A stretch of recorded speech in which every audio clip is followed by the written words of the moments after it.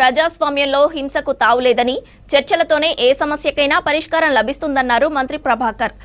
మావోయిస్టులతో కేంద్ర ప్రభుత్వం చర్చలు జరపాలని డిమాండ్ చేశారు. కర్రెగుట్టలో మావోయిస్టులు మందుపాతర పేల్చిన ఘటనలో మృతి చెందిన పాల్వంచ మండలానికి చెందిన గ్రే గ్రౌండ్స్ కానిస్టేబుల్ వడ్ల శ్రీధర్ మృతదేహంపై పుష్పగుచ్చం ఉంచి నివాళులర్పించారు మంత్రి పొన్నం.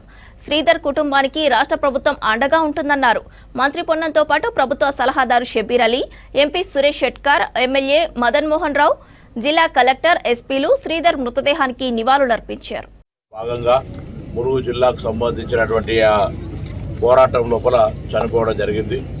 ఆయన ఆత్మకు శాంతి చేకూరాలని ప్రభుత్వం తరఫున నివాళులు అర్పించడానికి ఇక్కడికి రావడం జరిగింది. అతని కుటుంబానికి సంఘీభావం తెలియజేస్తూ వారు ధైర్యంగా ఉండడానికి ప్రభుత్వ పక్షాన అన్ని రకాలుగా అండగా ఉంటాం అనే మాట చెప్పడానికి కొరకు ఇక్కడికి రావడం జరిగింది.